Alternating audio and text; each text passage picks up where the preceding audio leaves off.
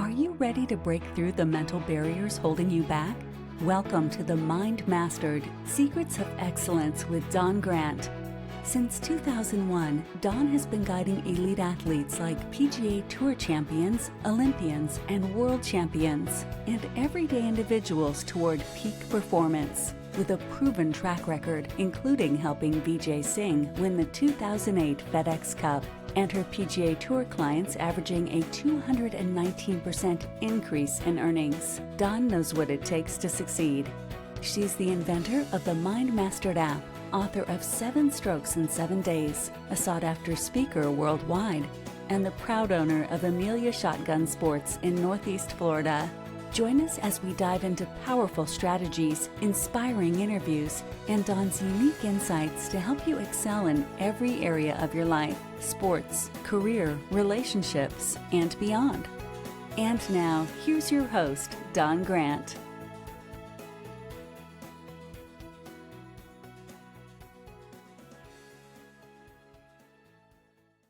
Welcome, folks, to the Mind Mastered Secrets of Excellence. This is Dawn Grant, your host. Welcome back. Thank you for your follow, and thanks for all of your feedback. I love talking to people and learning about their secrets behind where they are at in their lives and what brought them to the point that they're at, and some of the insights that they've had along the way, and how that can carry over into you in your own life for your own excellence. So I got Traver Boehm with me today, and I'm excited personally to talk to him and get to know him because I do have a son. I have a hubby also. You never know what I'll be learning from you, since you love working with men and helping men be their best selves, right? I do indeed. Yeah, thank So you. thank you Thank you for for having being me. here, Traver. My pleasure. Yeah. If you could give a really quick synopsis, your Mm. highlights, and what do you think are the most valuable things that you do with people, and with what you're doing to kind of let people know this is what they're in for when they tune in for the whole podcast? I primarily, as you said, work with men, and I work with men from the entire spectrum, Don. I've had clients who were uh, life in prison with no chance of parole, all the way up through Fortune 500 CEOs, military elite, business elite, everybody in between. And a lot of times men come to me when they're in a transition and they don't understand it, or they're in a transition, they Uh-huh. understand it, but are deeply struggling with it. And so that's a lot Mm. of who I sit with. I'm My background was very physical. Came out of college and became a bodyguard almost immediately, working for a man named Gavin de Becker. If you've ever Uh-huh. read the book, The Gift of Fear or Protecting the Gift, he's a very, very Mm. well-known author. I worked for his company for a number of years, got surrounded by the hyper-masculine world. I went from that into professional MMA, where I was fighting along with the hyper-masculine. But at the Uh-huh. same time, I was getting a master's degree in traditional Chinese medicine, which is a very feminine space and a very feminine medicine. Mm. I came out of that and did what any good graduate would do, and I opened a CrossFit gym and opened an acupuncture practice at the same time. And then, in a very unique turn of events, my business needed a blog. My business partner and I decided I would write the blog. And within a year, the blog had kind of exploded. I was hired by magazines. I was writing, 15 hours a day. And then at some point down the line, not too far, my life exploded. My ex-wife and I were pregnant, lost the child or lost the pregnancy, lost the marriage very soon after, and my business partnership wasn't to last that much longer either. And Uh-huh. so, like a lot of men around the age of 40, I hit rock bottom. Everything that I thought I wanted, I'd achieved. Everything that I had worked for had suddenly fallen Mm. away. And I was left with much deeper, more important questions than how much money can I make? How beautiful is my spouse? What do I want to Mm. do today? I was Uh-huh. left with, who am I? And more importantly, who am I as a man? and no part or no time in my life had the Right. culture, had my family, had society said, "Hey, young man, sit down and figure this out," or "Here's some insight into what this could be or should be." It was just, go to college, get the job, get married, have the kids, etc. So I sit from a very unique perspective after working with tens of thousands of men so far in my career, and then Right. also putting myself through a number of initiations along the The wounded healer. I'm a 100%. I'm a fellow wounded healer myself, so I recognize that. I You're like believe you've you. been there, done that, and now you Yep. help people to go through Yeah. it. Yeah. Yep, yep, yep, yep. I love that story and that journey. So, let's just go back because that's what I like to do. And Sure. I saw that you were born in Connecticut. What part of Connecticut? In Wilton, Connecticut? Do you know where that is? In the southern part of Connecticut? I By don't. I'm Norwalk, from Danbury? Groton, so I didn't. Oh, okay. This was like a feeder town for New York City, like, a lot of the Oh, fathers okay. were executives that would go back and forth between New York City. I got you. Yeah, yeah, yeah. And were you like outdoorsy? What did you like to do as a kid? Ooh, loved it. I was like as much outdoor time as I could get. I love to fish. I love to climb trees, but I was also an athlete. I was a swimmer and water polo player all the way through college. So a lot of my time was spent in the pool. I was a soccer player. And I was a little kid. I was a little boy just in the 80s, which was like go outside, come back in 14 hours, try not to die, enjoy yourself. And so, Right. yeah, a lot of outdoor time and a lot of exercise. Yes. Yeah, yeah, yeah. And, so you said that you did end up going to college, and at that point, was that the Eastern medicine at that point or something else? I'll back you up a little bit too, Don, because there's a big chunk that Yeah. really shaped me. And from 5th grade to 10th grade, I lived in Japan, and Oh, I was not indoctrinated in a completely different culture. I went from being a little suburban white kid to being an outsider in a culture that didn't really appreciate little suburban white kids.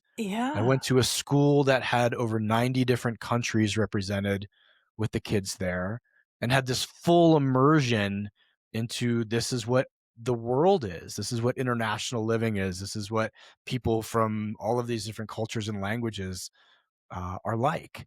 And I Wow. came back to Connecticut into a very, very homogeneous suburban life and struggled with it, to be honest with you. But I then took that into college and I studied Mhm. Asian philosophy and Asian studies because I still had a drawback to that place and time. Okay. Yeah. And also, I'll give you the full honesty. Bruce Lee was a philosophy major, and I wanted to kind of be Bruce Lee. So I was like, I don't know what else to do. School Right. seems rather boring. I'll just do what he did. Yeah. Right, right, right, right, right. I love that because nothing's really, by accident, right? Because you could have gone to Japan and hated it, or you Uh-huh. just, you were an outcast and then you start resenting the society or something like that, Right. something else could have happened, but it Yeah. didn't, and, that's pretty cool right there in Yeah. itself. I was gonna tell you I it was probably 15 years ago or something. I was a passenger in the car, and it was a road trip, and, um, the driver had a Kindle, and there Mm. was, like, a free book on there, and I thought, "Well, I'm just gonna go ahead and read this while we're driving along here," and, it was a book on Buddhism, Mm. and in the introduction, it starts to talk about, 4,000 years of this philosophy and da da da da, and it starts going into it, and I'm like, my god, that's what I'm doing with people. I had no idea. I had Mm. no idea. Like teaching presence and one-pointed attention and, Right. not being in worry and doubt and fear and regret and blah, blah, all these different things, how to be fully engaged and present and your function at your highest self, and it was just a different way of saying all the same thing, but I had no idea. I thought that was the coolest little light bulb moment. Um, the other Beautiful. thing I Yeah. wanted to share also that so you've got the yin and the yang going on in your life, right? So Mhm. you went Mhm, from mhm. in a MMA, and then you said a very feminine study, and I Yeah. own a shotgun club, and Oh, so no I'm kidding. around these male athletes. Yeah, so I'm Yeah. very much surrounded by this men and this testosterone and competitive men at that, and um Mm. egos, and but shotguns and shooting and blowing things up, And yet I'm like a hypnotist and Mm. meditation and peace, Mhm. and yeah, so I've got the yin yang going on also. I just wanted to share that because that was something that I could Wonderful. relate to Yeah. already in what you're sharing. So you go to college, Mhm. and are you loving it? Is it speaking to you then too? And oh no, okay. No. In hindsight, I wish I hadn't gone. I wish Yeah. I'd actually been allowed to be back out into the world. I wanted to go to college to finish out what I thought would be a quote successful swimming career. There is no professional swimming. I wouldn't have been good enough to do it even if there were. But I went to a Division I school and I wanted to swim all 4 years. That was a big goal that I had set. But I think the whole time, Dawn, I was just like yearning for real life. I knew Mm, intuitively, like, this isn't real. This isn't, I want to mm, engage and tussle with life in a way that's not available to me right now. And some of that was probably that East Coast kind of lockdown living after coming out of 5 years in Tokyo, where I could go anywhere, do anything. Public transportation was amazing. It was so safe. I could be mm. hours and hours and hours away from home on a Saturday as like a 13-year-old, and it was no issue. And then turn around, get back on the train, and come back to home. Yeah. So no, I didn't love college, to be honest. Very interesting. But did you finish that particular degree, or did you end up taking a I different turn at did. that point? No, I ended up finishing school, graduating with a BA, and really coming out. And this is where one of the first sort of left turns was. Most of the people that I went to school with then went into New York City to work into finance or into investment banking or in something in that regard. And I went to work at a health food store because it was a mile away from a taekwondo school, and I was thought about trying to make Olympic trials. I had done Oh, taekwondo okay. through high school. I just wanted something else that again felt real. But after a year of being there and realizing it wasn't the thing that I wanted to do, I moved to California to be near the ocean, to be with a family member who I was close with. And the summer prior to leaving, I read the book The Gift of Fear. Mm. Now, this is where something that you talked about before we hit record. For some reason, having never done this before in my life, I wrote Gavin de Becker a letter, like a handwritten, like, "Dear Mr. de Becker, my name is Traver. I loved your book. I'm kind of curious about executive protection. Would you mind sending me a list of places I could go study this or like engage in this?" And whomever at his company, it wasn't him himself, sent me back a job application and said, "If you're really Nice. interested in this, we do a lot of on the job training. We'd love to talk to you. Please respond." And I did, having no idea that a college degree and years of lifeguarding were actually more valuable to the company than years of military service. Yeah. And when I got in there and asked around, like, are you sure you want me? I'm like the least qualified guy here. And what they would say is if you have a 72-year-old workaholic client who's a billionaire, he's far more likely to get a heart attack and fall down his stairs than he is to get shot in Bel Air. So all of your years Okay. of medical training are quite valuable to us. So Okay. yes, please come on board. Yeah. That makes sense. That makes Yeah. sense. So how long did And you do that? Yeah, go ahead. I did it for about 6 years, Dawn. I'll tell you, there were also, it was unique I learned a lot about protection where I looked like a 23-year-old college kid, right? And there were Yeah. positions that they wanted me in that were actually in protection where they didn't want the public to know that the principal had security. Where my boss, direct boss, was like 6'5", 280, shaved head ex-Marine or a Marine. I know they're never ex-Marines. And he looked like a bodyguard. You're like, that dude Right. looks like a bodyguard. So I would go to a lot of business meetings and corporate functions with clients who they're like, oh, this must be his assistant or his intern or someone like that. So yeah, I did it for a number of years. Right. Did you love it? I loved parts of it. I mean, if you sure you can imagine, it's not as sexy as you think. That there were definitely days and days and weeks of my life where they would say, "Beautiful, stand by this back door. Don't let anybody come in. We'll be back to get you in 8 hours." Like, Yeah. amazing. Can I read a book? No, you can't read a book. Can I do Oh, it? No, you just stand here and make sure nobody comes in. Or your client is in meetings from 6 a.m. to 7 p.m. and then is going to go to dinner from 7 p.m. to midnight. Your job is just to hang out. And right. it's yes, there were some very peak moments, got to meet a lot of interesting people, got to be in some unique situations. Um, but I left it because towards the end of my career in it, I actually had a conversation with a client who said, like, "Are you sure this is what you want to be doing?" And I said, "I really want to use my personality and I really want to help more than one person." Mm. And he was the one who said, like, "Well, how do you want to help people?" I said, "Well, I feel like the deepest way I can help people is to affect their health." He said, "Okay, do you want to go to medical school?" And I said, "I don't think so. My experience with Western medicine, God bless it in some regards, is also just dispensing pharmaceuticals, and it's not really about health." He said, "Okay, Right. cool. You may want to check out becoming a chiropractor, becoming an acupuncturist, becoming a naturopath or something like that."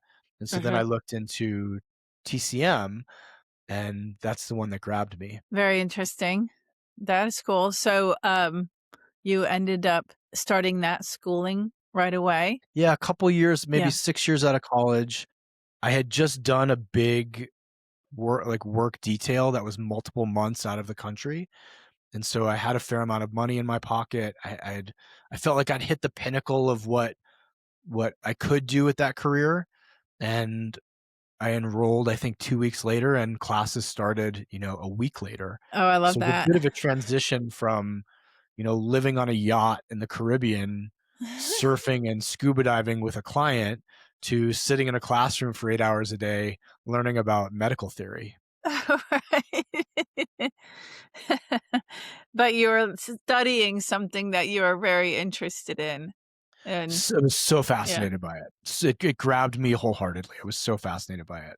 I still think it's a beautiful, beautiful medicine. I have another little story that you're reminding me of. I've worked with PJ Tour pros, and many moons ago, there was a massage therapist that traveled around and was hired by many of the pros. But he was also a Reiki healer, but that wasn't like something that Mm, he just put out there. But he was a Green Beret, and he had jumped out of a airplane or whatever over in Japan and mm, actually landed in a tree and ended up injured. And so while in Japan, he needed to get medical treatment, and he ended up going to a healer who mm. was blind, a Wow. Japanese man that was blind, and the guy said to him, "I've been waiting for you, and Ooh. I'm to teach you, you're to be my student." And Mm, he taught him how to read energy and how to do Reiki healing, but he taught him mm. blindfolded so that he could sense it, and, Wow. That's yeah, it's pretty fabulous. cool, right? There's, I love Eastern philosophy and Eastern medicine, and Mm, over here in the States, it's coming around, but I think, in my opinion, a large percentage really don't know what that means and what that mhm. is, or the fact that it's been around thousands and thousands and thousands of years. Um, Yeah. so how would you tell those people? Like, what is Eastern medicine? It's a different system is the best way I can put it. It's a different language, right? One of the main light bulbs that went on in my head in school was there's one root that has many branches of illness. And so when people ask me about that, or I try to explain it to them, I say, okay, here are your symptoms, right? You're a patient, you've just come into a Western medical office, and these are your symptoms. You're lightheaded, you're irritable, you have a grumbling stomach, you feel weak, and you may feel nauseous. Now, I'm not picking on anyone in Western medicine, but a lot of Western medicine will be like, beautiful. We have something for you for your blood pressure, for the lightheadedness. We have Xanax or an anti-stress, an SSRI for the irritability. Stomach grumbling, we're going to run some tests. I can't remember the last two that I said. Yeah. Chinese medicine would be like, beautiful, here's a sandwich. You're probably, have you thought about that? You're hungry. Right? Right. And so it's just a more holistic system is the way that I will describe it. I had patients that would come in and say, "I've been through all the Western medical testing. I've been told that what I have has to be imaginary." And I would say, "Cool, give me your symptoms." And then say, "Do you realize that in TCM, in Chinese medicine, there is a pattern that fits exactly what you have? We know what you Mm. have. It just doesn't fit in the paradigm of Western medicine." Yeah. And I find with quote alternative medicines, what's more valuable about them is that they take the holistic aspect of the human into play. So Uh-huh. I would ask my patients, how are you sleeping? How are your bowel movements? How are you eating? How's work stress? How's your relationship with your spouse? How's your sex life?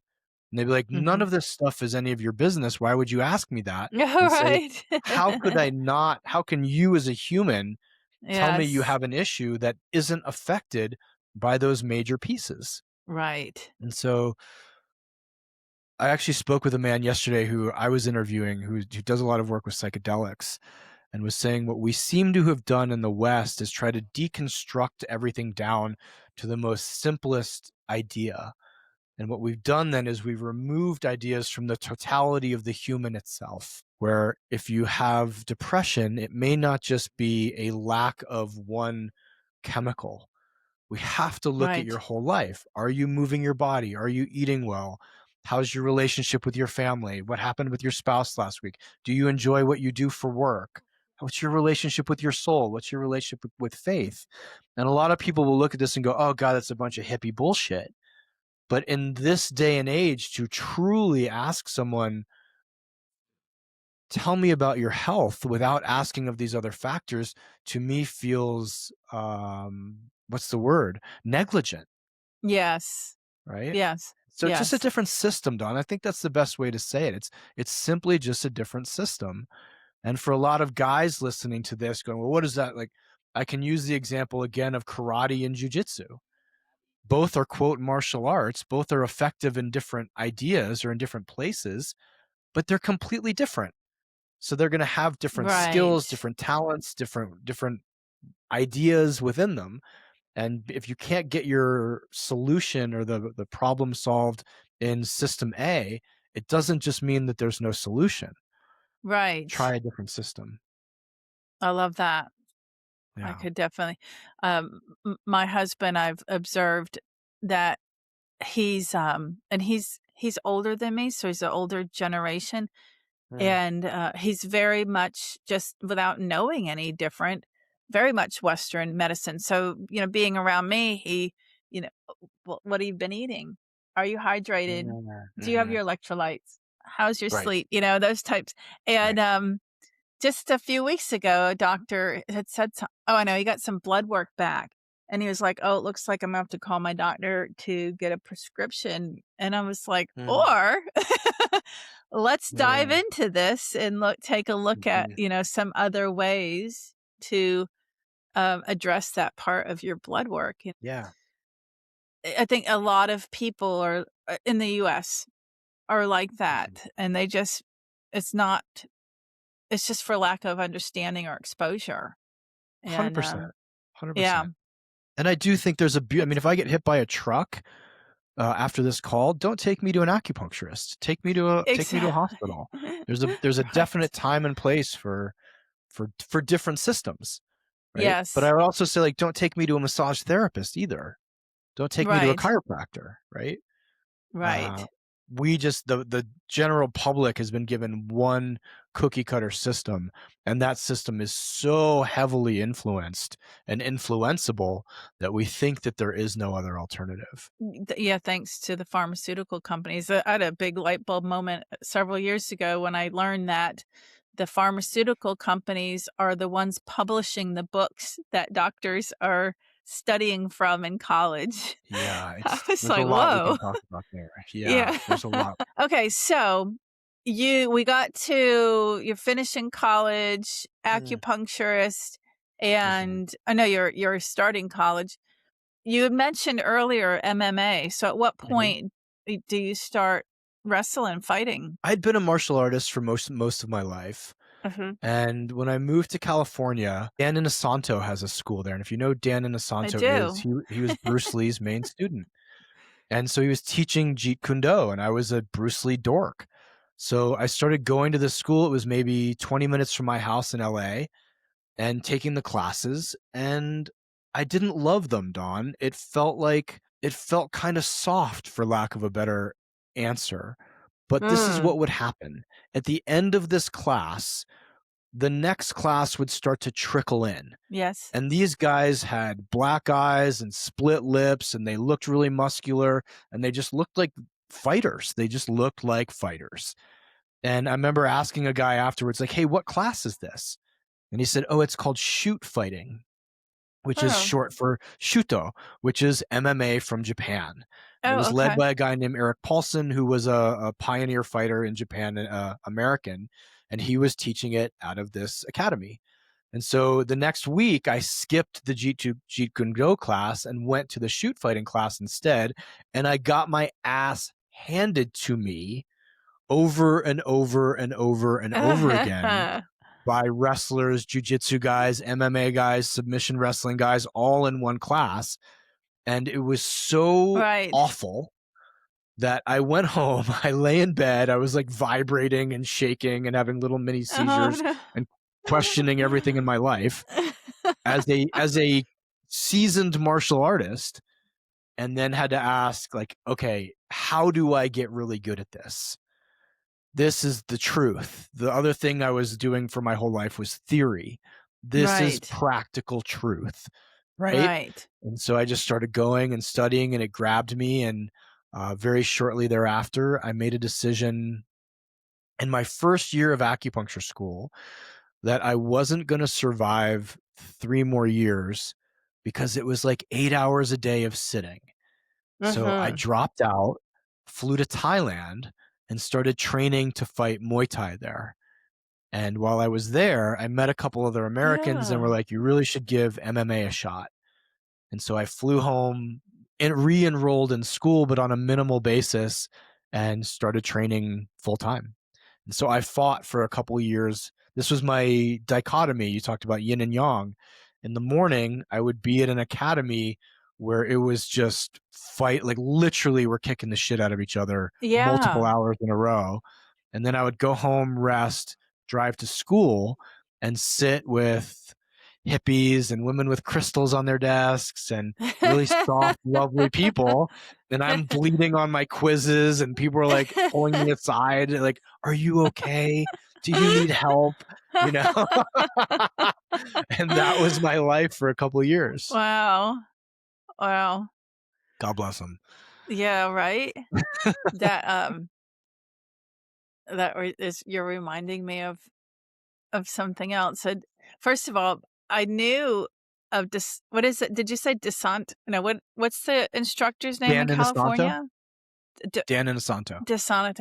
Yeah, my ex-boyfriend used to fly to California to study under him and was very Beautiful. much into all his stuff, and there was Yeah. somebody in Atlanta too, I think, if I remember right, um, Atlanta, Georgia, that he'd go up to Mm, also, but definitely an appreciation for all that.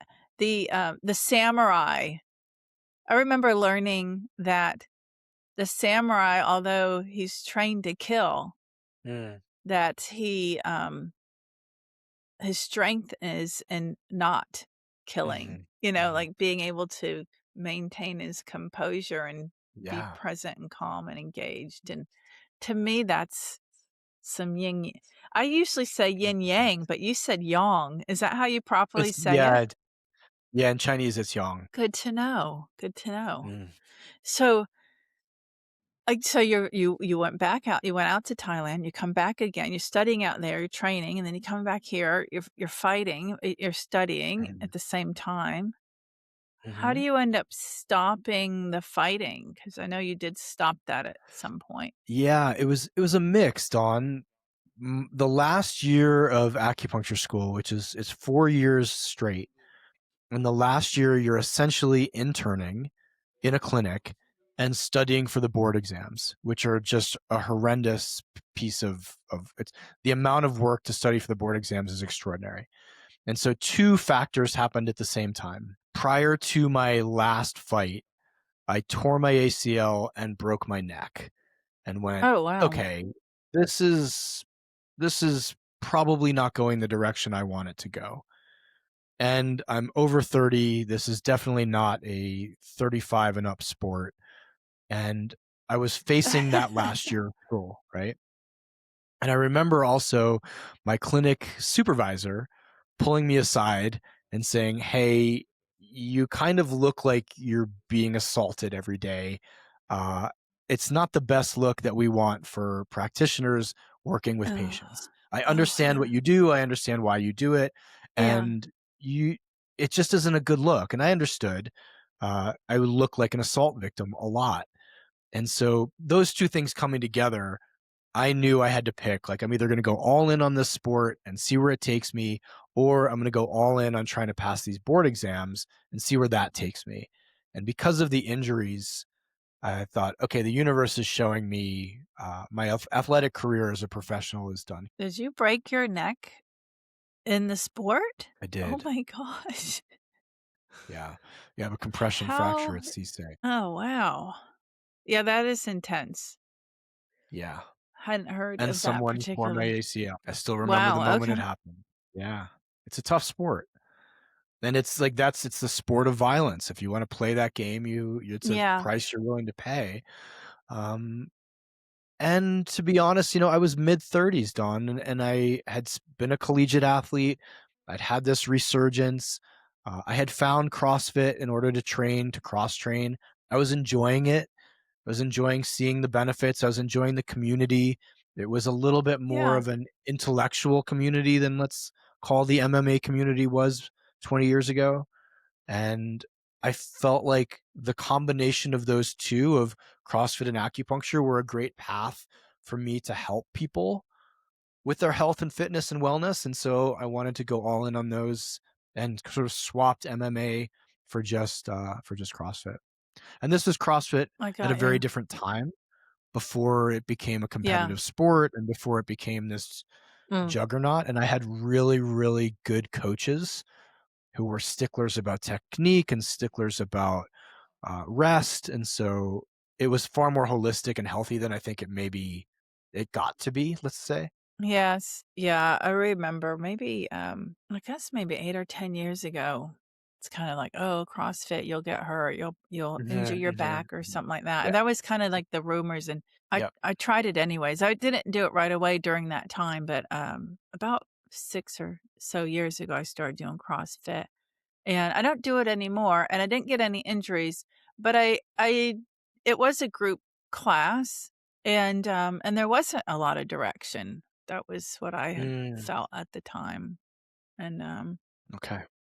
I I personally needed a little bit more than that, but, Mm, so I'm familiar with the whole CrossFit scene, at least from the one that I went to, but, whenever I've watched MMA fighting.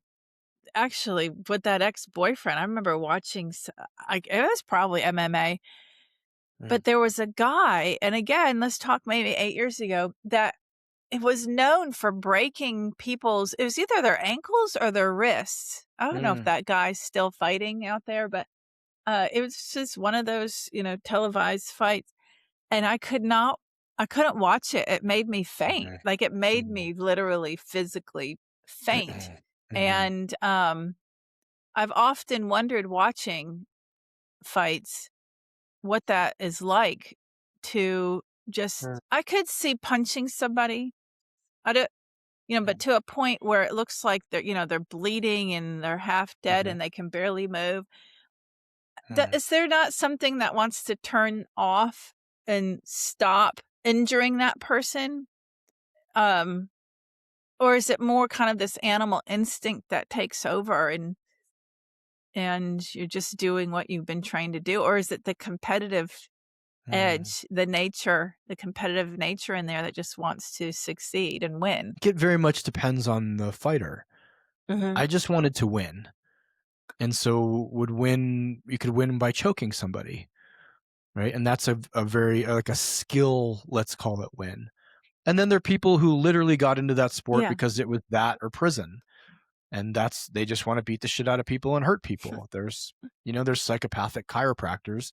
And so you're going to have guys that sport attracts that also just want to hurt people. But I think what's most important to share is that it's consensual and that you're making an agreement with somebody Yes. else that like, hey, we're going to go after this, and my goal isn't to end your career or give you some debilitating injury. My goal is to win the fight with as much and little of violence as necessary. And that's the agreement. And so I think it's also a beautifully true, clean, authentic sport and a really unique human experience to engage in. Yeah. I can't personally imagine allowing myself to go to that level. I know it's in there, right? Like, we could all Yeah. do it especially if we needed to, right? We Yeah. could definitely fight for our lives or something. So I find that really fascinating, the thought of frequently making that agreement and going Mhm. all in, right? Mhm. And you were the receiver of that many times, which is why your instructor was like, "Hey, you look like you've been Mhm. brutalized." Yeah, Yeah. interesting. What a lot of people also don't Um, understand that needs to be perhaps stated, Dawn, is you're doing this multiple hours a day, so it just becomes normal, right? A yeah, black eye was just like I'd have multiple black eyes in a month. It was just normal. They get hit in the face repetitively in a day, perhaps getting choked unconscious a number of times in a week. And you're so in the mix of it that it just becomes normalized. right, So getting in the ring or the cage to fight is just an extension of what we've been doing Monday through Friday for the past 4 years anyway. It's just now there's an for audience. sure. And so it's not even this Right, switch that needs to turn over of now I'm in primal survival, fight or flight. Like I've done this a million times. My breathing's under control, my heart rate's elevated, but I'm not in polyvagal. I'm not, like completely redlined freaking out. This is very much a uncomfortable comfort zone, let's call it. well, and it's, what Brazilian Jiu-Jitsu is that the wrestling? What we would Mhm. call wrestling, right? Brazilian Yeah. jiu-jitsu is like wrestling with submissions. Is probably the easiest Yes. way to describe it. 'Cause you're just reminding me of watching that, and, it's so much strategy.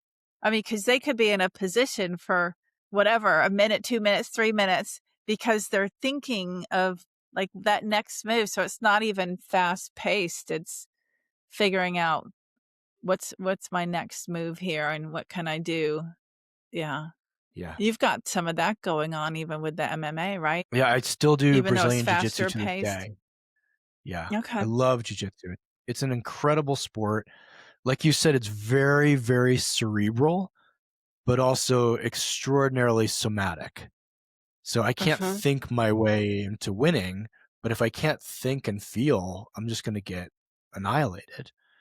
And so Right. that position you may be talking about where someone's stuck in it for a minute, they feel a micro inch of movement that they now know has moved the balance point over 51% and they can go a different direction. So Yeah. it's a really remarkable sport for body control, for awareness, for all kinds of great things. Wow. Yeah. Okay, so we're back and you'd gone to Thailand, you came back to the US. going back to school again, you make a decision to go all in for acupuncture.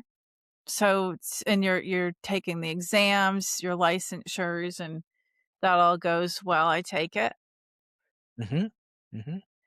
And then you And then get out, and here's then what? Did you open an office? Mhm, here's the rub, Dawn. Maybe mhm. 3 weeks before I graduated, where I was done fighting, I was heavy into CrossFit. I had a patient come in, and she was a very, very heavy woman, very severely overweight, and said, "Hey, I'm here for a weight loss acupuncture treatment." And I went, "Okay, beautiful. But I need to tell you that it's probably going to take more than me sticking needles in some places to actually get you some results. I have a couple weeks left here in school. How about this?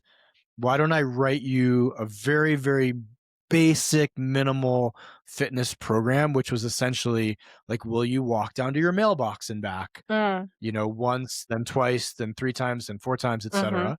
And can I give you a basic nutrition plan of maybe 2 things to cut out of your diet, soda and refined sugar, and then let's work with this together." And she Yeah. said, "No, thank you. I just want you to give me the weight loss treatment." Yeah. And here was the kicker. This is why I went and opened a gym. She said, "I should probably tell you that last night I had 2 Big Macs." And I was like, "Why on earth did you have 2 Big Macs?" And she Hey, it's the literally last Hail said, Mary. Yeah. right? She said, "I did it because I got a coupon in the mail." Uh-oh, And yeah. I went, 4 years of school, immense study, an incredible body of knowledge of anatomy, physiology, Yeah. herbology, you name it, and I got beat by a coupon. And so I remember thinking, if I Yeah. really want to help people and affect their health at the deepest level, which is what I told my client a couple of years before coming to school, I think I have a more effective method on my hands if I teach people how to move their bodies, how to sleep, how to eat, how to meditate, and then give them acupuncture. So I left school Wow. and 3 weeks later opened a CrossFit gym and my acupuncture practice in Santa Barbara, California. I like what you just said. So, because I can relate. So I was a hypnotist, opened Mm, up a private practice. The magic pill, they wanted the magic pill. They wanted the usually. one session hypnosis to lose weight or the one session to quit smoking or whatever. And hypnosis can work really well. Mm, And so living in a fairly small community, years could go by. I'd run into a client that would say, "Thank you so much. You saved my life," and they're giving me a hug, which mm, I am on the same mission. I want to help people have profound positive changes in their lives. And, mm, but then I could run into somebody else. They would say, "Well, it worked well until I got in an mm, argument with my husband, until I got fired, until this. And then I made it a requirement. You couldn't come in just for hypnosis anymore. You had to come in for mental training to learn how to use your mind properly. Yeah, but that's good for you. again, you're just reminding me of that. It's I Yeah. love when you have that much confidence to know Mm, not only who you are, but what you have to offer society. mhm, mhm, And when you really want to help people and well, I could help them with this and take their money and send them mhm, out, but I know that that's mm, not going to work long term. So the only way that I'm yeah. going to do it is if I give Mhm, them everything that I believe they need, and there's yes. no other way. Like that's it. That's the way. And so you Yep. lose some people, right? Cuz that lady Mhm, was like, "Nope." But the right yep. ones start coming, and Yeah. so I didn't realize you had opened a gym first. Did Mhm. you have kind of an office there in the gym for your acupuncture? Early days, Dawn, were all gunslinging.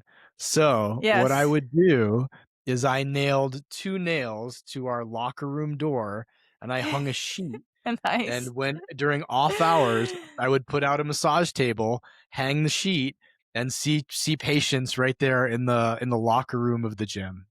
Nice. That was, we're going on a shoestring. I'm fresh out of school, still have school loans, couldn't afford 2 offices. My business partner was very amenable to it. And so, yeah, it was just going for it. Yes, yes. You have pretty good results from the acupuncture for, let's say, Hmm. other thing like, so you've got I'm clear, I understand that weight loss is a lot more than the acupuncture. You Sure, can't sure. eat a Whopper and then do acupuncture and then go out and eat another Whopper and think that Two everything's gonna Whoppers. be Yeah. fine. Right. Like, You these are my can't little you're like needles. This is yeah. two Whoppers. Or 2 o'clock acupuncture, 10 o'clock pasta dinner, all you can eat buffet or something. Right, right. Yeah. So, but other things, Yeah. tell the Mm, audience, sure. what is acupuncture and Mm. what have you seen it do really? What's some of the cool stuff you've observed and that you've been able to help people with? My specialty was orthopedics and pain management because I wanted to work with athletes, and I did work with athletes. So I got a lot of injuries. People would come in with injuries, and I'd say, like, I know exactly how you did this. I swam too. I played water polo too. I did jujitsu too. I've lifted weights too, and would treat them and would see very great results from reorganizing movement patterns, and mostly though from resetting the nervous system. That's a lot of what Yeah. acupuncture does. Is it resets the nervous system Mm. and unlocks spasms, unlocks blockages that we really aren't going to get to in a gross motor way like massage or chiropractic. I added cupping to a lot of my treatments. I still do. I still see patients. And yeah, I've seen a lot as far as pain and injury, musculoskeletal, but now I work a lot with people who have sleep issues Mm. or postpartum. I work with a lot of postpartum Mm. women, and that's just kind of who rolls through my life. And I find acupuncture to be effective in ways that I understand on and in ways that I don't, right? I don't understand why this helps, but using this point combination, it follows a theory that I was taught. It seems to be empirically I'm getting the results. I'll keep doing it. Maybe it's Nice. completely a placebo, but a placebo that works still works. Still works. Yeah. Nice. So, Yeah. yeah, you fast forward because that isn't what you're doing full time now, right? Yeah. So what happens next? What's your next milestone? My life blows up. Yes. And I find out on a beautiful Saturday morning in Santa Barbara with an hour's notice I'm getting divorced. And that Hi. was the inciting incident in my hero's journey or coming to consciousness journey that my Yeah. ex-wife, actually, I'd probably say prior to that was the miscarriage, but the miscarriage didn't blow me open. It continued the path that I was on. And I should share with your Right. audience honestly that the path that I was on, even though it was successful, was extraordinarily unconscious. I drank a lot of alcohol. I smoked an enormous amount of weed. I was looking at a ton of porn. I was over exercising. I was overworking. It was essentially, I'd never dealt with any of my own trauma. I never Mm. dealt with any of my own inner workings. I just performed. I just did Right. what was necessary to get to the next level. And at some point, that all caught up with me. Mm. And so when my ex miscarried, I just drank more, smoked more, checked out more, got more angry because I didn't have a skillful outlet for it, nor had I had professional help at any point. And so we can say that was a continuation of Uh-huh. the downward path. And then when I got divorced, or I found out I was getting divorced, I remember that day reaching out to a therapist, like literally calling someone and saying, like, I have an intuitive feeling that I am not going to survive this next situation without professional help. Will you Oh take me on boy. as a client? Yeah. Yeah. That afternoon, I also took every ounce of alcohol I had in my house and all of the weed, and I threw them both out and Okay. said, if I'm going to live through this period, one, I'm not going to drink through it because that's not going to help anything. Two, I really don't appreciate how I've been living myself. I Right. can tell I've been out of integrity. I can tell this. I don't want to be helping people get healthy and sober and clear all day and then come home and get drunk and high myself. Right? Right. I do remember, Don, my Right. ex-wife, God bless her, saying, you need someone like you in your life when we were married because of what I did all Oh, day. boy. And, and I gotcha, you yeah. can say, like, symbolically, what I needed was for me to actually start showing up for me in my own life. So that was the real Yes. turning point. I've heard myself at times, and pretty frequently, actually, if somebody's like, "Oh, what do you do for a living?" I'll tell them, or maybe that's not a good example, but they making it clear that I practice what I preach, that I'm not Mm, just mhm, preaching this. And mhm, mhm, I don't know, I guess it comes up more like with my doctor and my cortisol levels high, and I'm like, I swear to God, I'm not just a mental trainer. Like, I swear, mhm, I really mhm, live this way. Like, I don't feel stress. I don't mm, experience that. So we need to dive into why this cortisol's high because I'm chill. I swear to God, mm, like so. Like, there is a difference between preaching and practicing mm, what you mhm, preach, mhm. right? Not 100%, everybody is 100%. doing both. Yeah, and When I I was not. first, yeah, 2001, when I opened up my hypnosis practice, I was a smoker. And, back, Mm, obviously people smoke a lot less now, but back then it was pretty popular. Yeah. So a lot of people came to me to quit smoking, and I would feel like such a hypocrite. Now, granted, it didn't mean I just was giving them suggestions to quit smoking. It didn't mean I had to be a non smoker myself, but it mm, bothered me. And the last cigarette that I had, um, I was out at an outdoor restaurant, and I had just finished eating, and I was, like, smoking down here underneath, like, where somebody couldn't see me in public, and I was like, "Alright, that's enough. That's it. I gotta get mm, hypnotized to quit smoking," you know? yeah, But, yeah, there's yeah, something to that. If you have the information, you know better, but you weren't yeah. necessarily doing better, and she saw it, and then, thank goodness you saw it. And another interesting thing about isn't it funny that we have to hit rock bottom before we make any of Mhm, these big changes in our lives? We're mhm, so mhm, stubborn, right? mhm, mhm, mhm. But you Yeah. definitely hit a rock bottom there. Yeah, I hit a beautiful rock bottom because I needed something to happen that was bigger than all the skills and talents I had to avoid Yeah, it. yeah. And that was I remember thinking, like, "I can't outdrink this. I can't No. outsmoke this. I can't out avoid this." Like, I literally it's so big, if I'm going to live through it, which I was a question mark at that point, I'm going to have to grow into a completely different Right. person, and that's what ended up happening. Yeah, yeah, I know a lot of people in 12 steps and AA and then people in Al-Anon, and there's that whole codependency dynamic.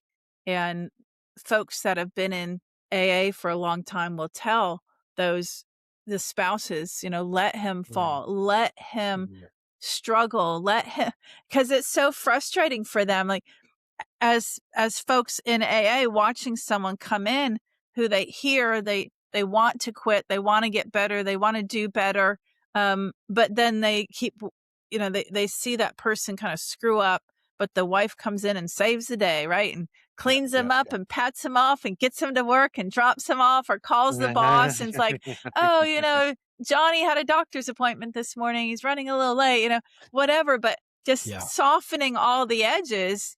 And when that yeah, happens, that person continues to do what they're doing hitting instead of it hurting enough to that it motivates them to wanna do something different. yeah, Sounds like you experienced that. definitely. So, you pulled up your bootstraps. Mhm, You threw all that stuff out.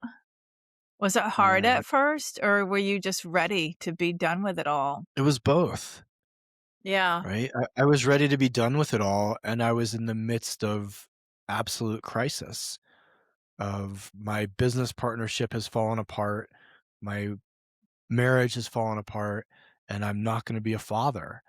These were Yeah. 3 things that I had really hung my deepest hats on as part of identity and personality and the next 20 years of my life. This is what I'll be doing. And suddenly those Yeah. evaporated in a very short order. And that's a lot to handle. And so there were moments of pride and moments of like, okay, I'm going to change my life and I'm going to do this differently. And then moments of just like flat line, I can't believe this happened. Why did this happen? Why is this happening? Like humanness, Mm, of mhm, um I didn't have a lot of references, Dawn. I had some references of people who had gone through something similar. And mhm. now on the, 10 years later, 11 years later, I have thousands of references of Yeah. people who've gone through something similar. And I'm very grateful for the few that I had because I got to look at those and think, perhaps this is what's also happening with me. Yes. And it sucks and I hate it. And there will be another side.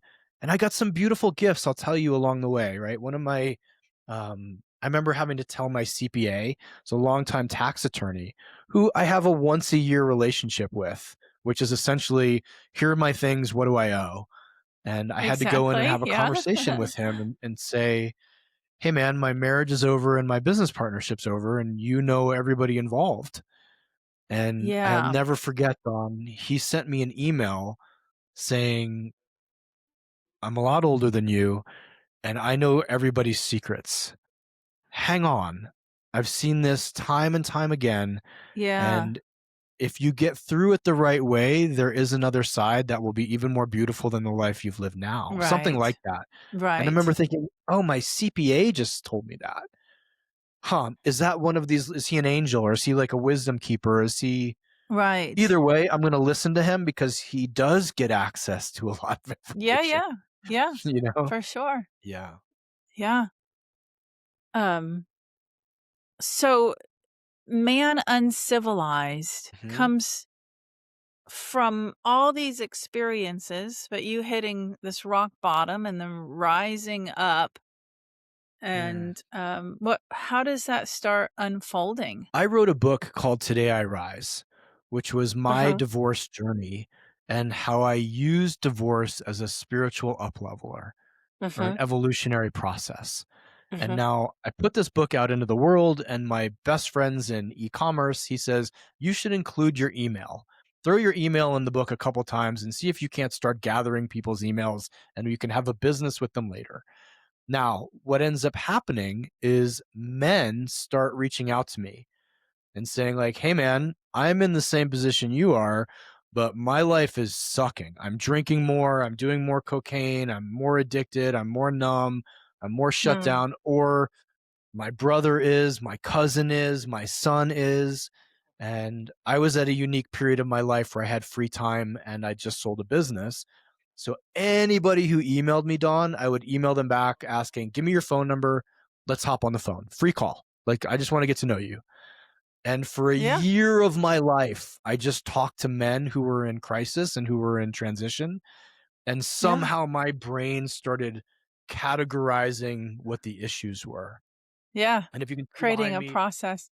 I have a gorilla and a Buddha. And it became like, oh, I think you're missing primal aspects of the masculine, or I think Yeah. you're missing divine relational aspects of the masculine. What if you tried this? And then guys would write me back. I'm like, thank you. That was so helpful. What if you tried this? Thank you. That was so helpful. And then one guy, God bless him, said, you should probably charge for this. And I was like, charge for what? I'm just hanging out talking on the phone. But I also got sick, Dawn, of Yeah. having the same conversation over and over and over and over and over again. So I wrote it down. And then at Yes. some point had it for a book, and the Yeah. book came out, and then my life has been radically different since. I get that. I get that. When I first started working with athletes, it was private sessions, and granted I was charging, but I didn't have a program. I didn't have a process. I was just chatting, right? And then we'll do this and try this, and they would come back, for the second appointment, and wow, that was great. And this is what I noticed, or this is what I experienced. And over probably a 5-year period, I started seeing a sequence, and I Mm. saw it happening, but I didn't put it in writing. I didn't make an Mhm, outline. I just mhm. started seeing, session 4, they tend to say this, or they tend to have experienced this. And I ended up putting it into an online course. Mm, because as you had said a little while, you repeat the same things, and eventually you just sound like, I don't know, in your own brain, you start to sound like this right, right, recording that just is speaking because you keep saying right. the same things. And so I didn't really want to keep saying the same things. So I put it into an online course, but it developed itself in the same way from just Mm, talking mhm, to people and noticing um, a sequence, a process. And mhm. that would be a great thing. I could Yeah, see you doing probably. But thank you. yeah. So what all do you offer? Are there is it still the privates, or you've got these other like retreats and workshops? So what do you got going on with that? And what It's a does it whole look like? mix, Don. I Mhm. have a whole men's community called the Uncivilized Nation of guys that are engaging in the work with each other and with me teaching them throughout the month.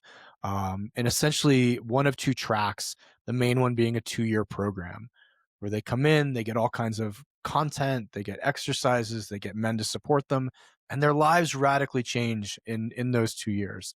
Then we do have deeper dive workshops. I have online courses, I have smaller workshops, any and one-on-one clients, just any way I can get a guy, I can meet a guy where he's at.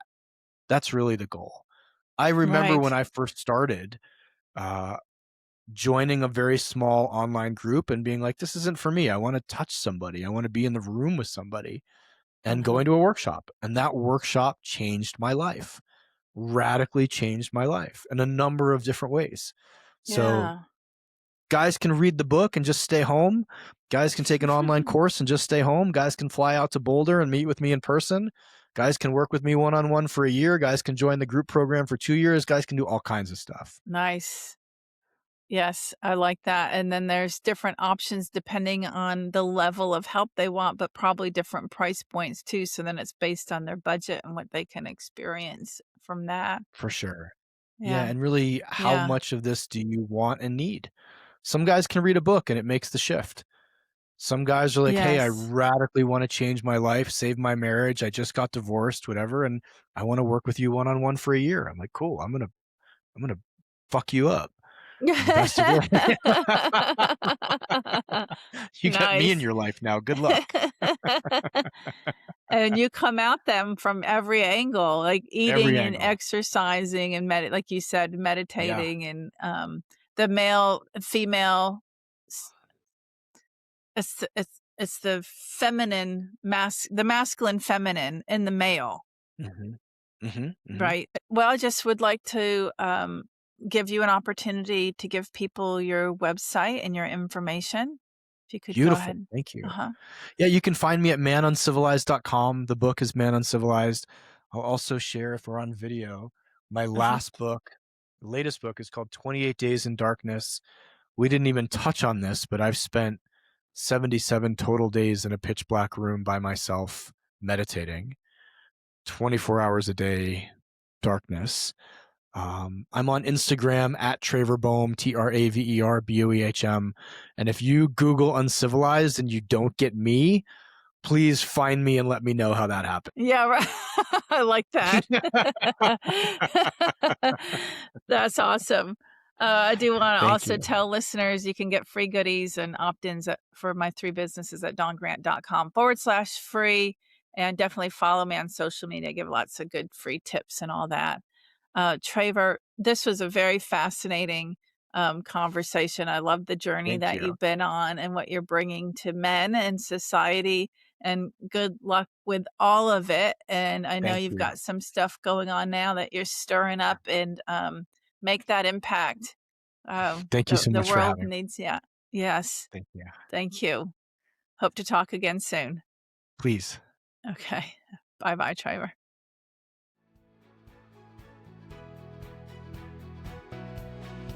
Thank you for tuning in to the Mind Mastered Secrets of Excellence with Don Grant.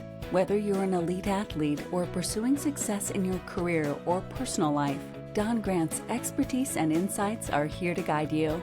Don't forget to visit dongrant.com/free to grab your exclusive free resources, hypnosis audios, mental training tools, and even a golf cart at her club. If you enjoyed today's episode, follow, rate, and share this podcast. Stay connected with Dawn on all social media platforms for more inspiration, tips, and updates. Remember, mastering your mind is the key to unlocking your full potential. Until next time, keep pushing your limits and striving for excellence.